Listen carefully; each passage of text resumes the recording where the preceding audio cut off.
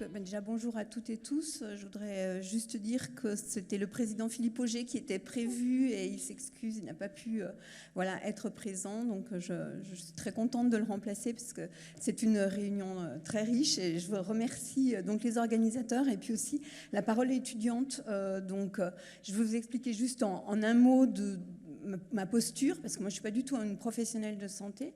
Je suis donc vice-présidente formation et vie universitaire. Et qu'est-ce que je fais? La formation, c'est définir les orientations générales, la politique d'établissement de l'université. Et ce n'est pas que la fac de médecine, de pharmacie, le département de maïeutique ou l'odontologie, mais c'est aussi le droit, éco, gestion, etc. Et c'est vrai que cette question du sens au travail, pourquoi je dis ça? Parce que cette question du sens au travail, je l'ai remise en perspective par rapport aux autres parcours. Finalement, on se dit, comme je l'ai entendu plusieurs fois, vous avez choisi, ou les étudiants ont choisi des métiers qui sont des métiers passion, pour lesquels, très vraisemblablement, il y aura très peu de chômage, donc ils sont assurés de quelque chose derrière. Plutôt valorisé socialement, avec quand même l'idée d'une marque sociale assez importante. À un moment, on a tous besoin de vous, à un moment ou à un autre, donc il y a quand même une connotation sociale, une reconnaissance sociale assez forte. Et je me dis, mais par rapport à des étudiants qui ont choisi le L2, qui sont en L2 biologie, qui ne savent pas s'ils auront du travail, ils ne savent même pas quel travail ils exerceront, et on a du mal quelquefois à comprendre qu'il y ait tant de problématiques au sein de vos parcours. Donc, et autant moi je le sais, puisque avec la doyenne Isabelle Lafont et puis avec les autres doyens, on échange beaucoup sur ces problématiques-là, autant quelquefois, d'un point de vue un peu général, vos problèmes d'étudiants ne sont pas trop bien compris, puisque quelque part, vous avez quand même quelque chose qui va se dérouler devant vous et qui est plutôt sécurisé, pour être un petit peu, un petit peu, avoir un terme un peu englobant. Voilà.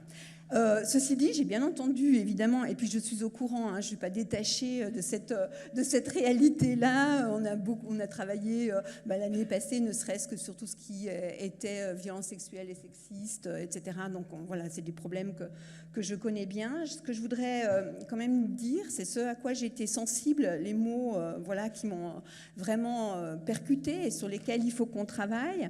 C'est l'évolution du contenu des formations. Donc vous l'avez dit, le numérique, donc la santé globale. Alors évidemment, à l'Université de Montpellier, on a le professeur Ayot qui coordonne l'école de santé numérique, qui s'adresse à toutes les professions de santé, y compris IFSI, etc., qui va former tout le monde. Donc j'étais un petit peu surprise, mais c'est vrai qu'il faut voir ça dans un contexte national, y compris en santé environnementale aussi. On a beaucoup d'équipes, aussi bien en recherche qu'en formation, qui travaillent dessus. Donc, mais je pense que c'est très important, cette perspective-là, et je crois qu'il faut vraiment faire en sorte que les parcours de formation collent au plus près des évolutions. Ça, c'est vraiment quelque chose qui me paraît extrêmement intéressant. Sur l'attractivité des filières, donc c'est vrai qu'il y a un problème d'attractivité dans certaines filières, pas toutes, mais dans certaines filières, qui peuvent être peut-être quelquefois peut-être ponctuelles. Je pense qu'il y a eu quand même la réforme PASLAS qui, à un moment, a brouillé un peu les cartes, ce qui fait que tout le monde ne se retrouve pas dans cette réforme-là. En tout cas, on ne comprend plus très bien. Et cette année, par exemple, autant l'année passée, on avait des déficits, notamment en pharmacie, autant cette année, on n'en aura quasiment pas sur Montpellier. Encore un petit peu maïeutique, qui est une profession qui est perçue comme très difficile d'emblée, et donc où il y a un peu moins d'étudiants qui veulent s'orienter. Donc le travailler sur l'attractivité, faire comprendre qu'être pharmacien, ça ne veut pas dire juste être dans une officine, ce qui peut déplaire à certains, qui ne se sentent pas nécessairement dans ce contact avec les patients, avec les personnes qui viennent avec leur ordonnance, etc. Donc, et puis que ce n'est pas que ça, que ce n'est pas que les ordonnances, surtout ça. On doit travailler là-dessus, et je sais que le doyen de pharmacie s'y emploie. On va dans les lycées, ils vont expliquer un petit peu ce que peut faire, ce que c'est que le métier de pharmacien. Puis je pense qu'avec la possibilité maintenant de faire des actes en pharmacie, les vaccinations, etc., ça peut aussi redonner encore plus de sens au travail. Il y a donc les conditions de travail. Alors, je voudrais d'abord dire des conditions d'études. Je pense qu'il faut qu'on travaille sur les conditions d'études qui sont extrêmement importantes. C'est dense, c'est des programmes qui sont extrêmement denses. Et puis, derrière, les conditions de travail que vous avez évoquées. Et en fait, comme vous faites des stages très tôt, je pense que vous avez tout de suite les conditions d'études et de travail qui s'entrechoquent avec un réel qui vient vous frapper au visage. Et je pense que c'est là, au moment où le réel entre finalement dans la formation, qu'on doit être le plus présent et être le plus accompagnant. Je vais y revenir là-dessus.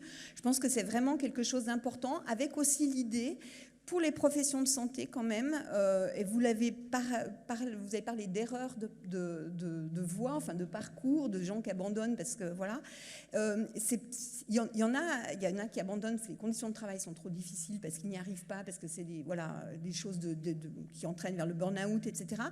On voit, mais dans tout, hein, pas que dans les parcours de santé, des étudiants qui, au bout d'un moment, se disent, mais en fait, moi, je suis allée en médecine parce que mes parents voulaient me pousser à faire ça, mais moi, j'ai pas envie d'être ça, quoi. Et ça, on le rencontre, et je dirais qu'on le rencontre de plus en plus souvent. Alors, je sais pas si c'est l'effet Covid, l'effet un petit peu sur la réflexion sur le sens de la vie, l'écologie, etc. Mais on a un petit peu cette frange, mais pas que chez vous. On a des étudiants en thèse qui abandonnent. Ils disent non, mais finalement, moi, je ne veux plus faire ça, je veux aller faire autre chose, j'ai un autre projet de vie. Alors attention, hein, c'est marginal. Hein, je dis pas que c'est, voilà, je dis pas que c'est global. Et simplement, mais c'était pour un peu travailler. C'est pas tellement erreur de parcours, mais je pense qu'une vie professionnelle, c'est aussi des choses qui bougent. On bouge dans ses aspirations, on bouge dans ses envies, on bouge dans quelque chose. Donc c'est pas nécessairement un couloir qu'on doit suivre absolument. Et nous, on parle plutôt de parcours. Et je vois par exemple, et je parle toujours par rapport à je parle toujours en tant que VP formation de toutes les formations. On voit des étudiants, et pour nous, c'est pas de l'échec, qui se réorientent vers quelque chose qui leur correspond. Et ça, c'est vraiment aussi intéressant. Et puis, donc, dans la manière, les conditions de travail et la condition d'études, il y a l'accompagnement. Et l'accompagnement, il peut être individuel. On a mis en place beaucoup de choses. Je pense à des psychologues. Enfin, voilà, il y a des consultations de psy, même le week-end. On peut appeler un psychologue, quand quasiment à toute heure du jour et de la nuit. Enfin, j'exagère un peu, mais quand même de manière très large. Il y a un accès aux consultations, etc. Mais je pense qu'équiper quelqu'un individuellement, comme l'on dit, je ne trouve pas que ce soit la bonne solution. Donc il faut vraiment que ce soit collectif et qu'on réfléchisse sur du collectif. Je ne veux pas dire que les psychologues ne sont pas utiles, hein. Je ne veux pas dire qu'il ne faut pas que les étudiants puissent avoir accès à ça, mais il faut vraiment qu'il y ait cette réflexion collective. Et je pense que la période du stage est charnière et il faut pouvoir suivre avant que la personne abandonne, avant que la personne n'en puisse plus, etc., que collectivement, il y ait une réflexion. Et je pense que vous avez eu des paroles très justes, d'ailleurs, toutes et tous, je suis assez impressionnée. Mais je pense qu'effectivement, le côté bienveillant et du côté du temps que peuvent accorder donc, les responsables de stage, les responsables de formation à cette écoute, avant que la catastrophe arrive ou que la personne n'en puisse plus, est vraiment importante. Ça, je pense qu'il faut qu'on le réfléchisse et qu'on le remette parce que finalement, les personnes qui vous encadrent, c'est des personnes aussi qui sont sous pression. Donc, elles sont aussi sous pression avec vous. Elles veulent que ça avance vite et qu'il n'y ait pas de soucis, quoi. Voilà, donc ça peut être aussi de la maltraitance, mais parce que la personne est elle-même dans une situation qui est difficile. Donc, je pense qu'il y a des éléments de formation sur lesquels il faut qu'on réfléchisse, avec peut-être la période aussi stage qui me paraît être quelque chose de très important. Voilà un petit peu globalement. Merci beaucoup.